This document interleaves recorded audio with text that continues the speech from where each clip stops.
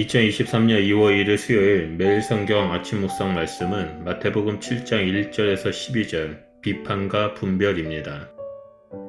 계속해서 예수님은 하나님 나라의 제자들이 가져야 할 새로운 신앙 윤리를 다루고 있습니다.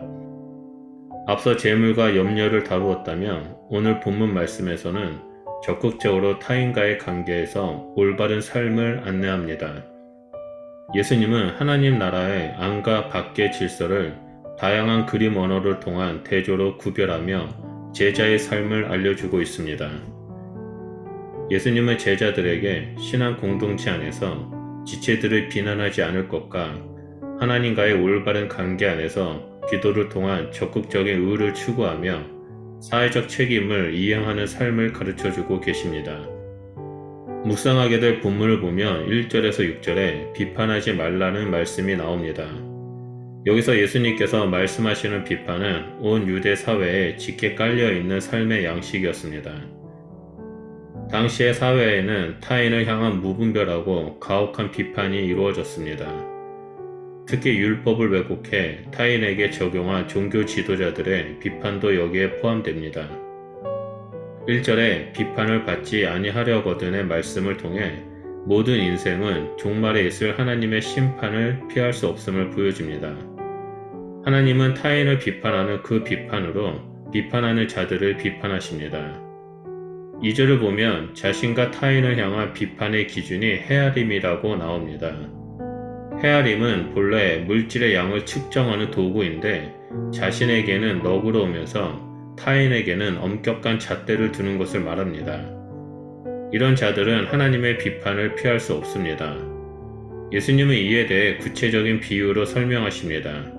그것은 바로 형제의 눈 속에 있는 티와 자신의 눈 속에 있는 들보입니다. 자신에게는 한없이 간대하고 타인에게는 한없이 엄격하면서 타인의 결점을 집요하게 비판하는 태도를 지적한 것입니다.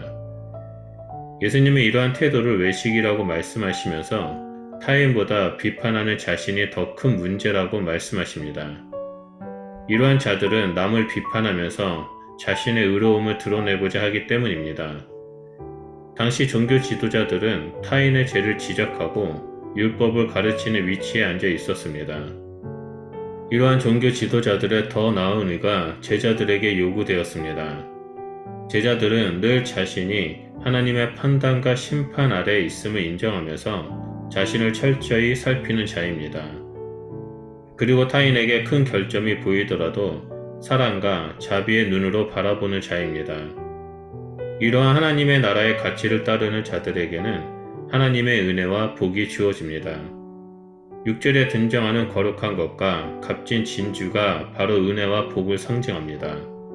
그리고 거룩한 것과 대조되는 부정한 것이 대표적으로 개와 돼지입니다.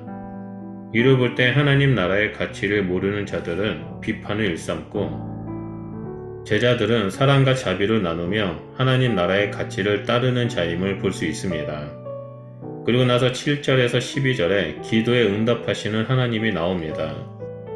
여기서 나오는 기도는 앞 단락에 있는 공동체 내의 비판의 문제와 연결해서 볼 때 문맥상 공동체 안에서의 기도라고 볼 수 있습니다. 기도는 구하고 찾고 두드리는 세 가지의 동사로 표현이 됩니다. 모두 현재 명령형으로 지속성을 말하고 있습니다. 여기서 주목해야 할 점은 구하고 찾고 두드리는 목적이 불분명하다는 점입니다. 하지만 바로 앞의 내용인 6장 33절의 말씀을 볼 때 구하고 찾고 두드리는 것은 하나님 나라와 그의 의임을 알 수 있습니다. 구하는 자가 반드시 받을 것이며 찾는 자가 반드시 찾고 두드린 자가 반드시 열릴 것은 그 모든 목적이 바로 하나님 나라와 그의 의에 있기 때문입니다. 하나님 나라와 그의 의를 성취하는 분은 하나님이십니다. 예수님은 제자들이 하나님의 위대한 사역에 동참하시기를 원하고 계십니다. 이것은 하나님의 나라에 들어온 모든 자들에게 허락된 복입니다. 기도에 대한 예수님의 가르침에서 중요한 초점은 기도하는 자와 기도를 들으시는 하나님과의 관계입니다. 기도란 하나님 아버지께서 자녀인 제자들에게 은혜와 사랑을 베푸시는 기회이자 수단입니다. 기도에 대한 응답으로 주어진 모든 것은 우리에게 유익한 것이고 선한 것이며 하나님의 사랑입니다. 누가는 좋은 것에 대해 성령이라고 꼬집어 말합니다. 성령이야말로 하나님의 자녀된 자들에게 주어진 가장 좋은 선물입니다. 그리고 나서 12절에서 소위 황금률로 불리는 유명한 말씀이 나옵니다. 이 말씀은 산상수훈의 5장 17절부터 7장 12절의 결론을 장식합니다. 그 말씀은 남을 대접하라는 것입니다. 이것이 하나님이 주신 율법과 선지자의 가르침의 핵심이라고 말씀하십니다. 하나님 나라는 이러한 삶의 태도에서 비롯됩니다. 남을 비판하는 것이 아니라 서로 다름을 인정하고 존중하며 대접하는 삶을 사는 것입니다. 우리가 이웃을 사랑하고 대접하는 자가 되기 위해서는 먼저 하나님의 사랑으로 충만하여 그 사랑을 이웃들에게 흘려보내는 축복의 통로가 되어야 합니다.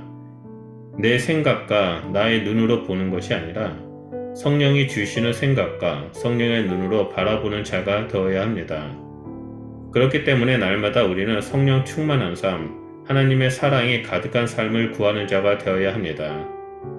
이것이 바로 먼저 그의 나라와 그의 의를 구하는 삶입니다. 만약 누군가를 사랑하지 못하고 미워하는 마음이 있다면 또는 비판하는 마음이 생긴다면 내 안에 있는 사랑 탱크가 텅텅 비어 있어서 빨간 경고등이 떴다는 것을 인식해야 합니다. 그럴 때마다 늘 하나님의 사랑 가운데 나아가 하나님의 사랑으로 가득 채우기를 구하고 성령 충만함을 위해 기도하는 자가 되어야 합니다. 하나님의 나라는 이웃과의 사랑으로 하나를 이루는 공동체입니다.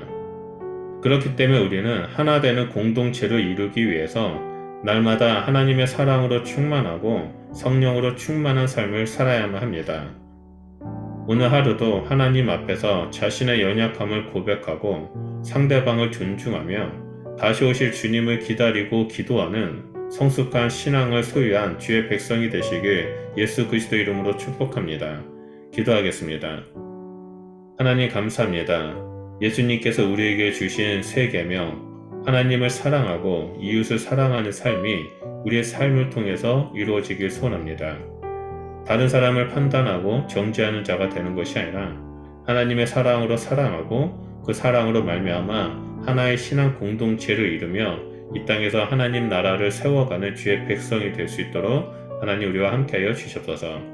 우리의 힘으로 할 수 없지만 하나님의 사랑이 우리 안에 충만하게 거할 때 성령님께서 우리 안에 충만하게 임하실 때 우리는 이 모든 것을 행할 수 있음을 고백합니다. 우리와 늘 함께하여 주시옵소서. 감사드리며 예수 그리스도 이름으로 기도합니다. 아멘.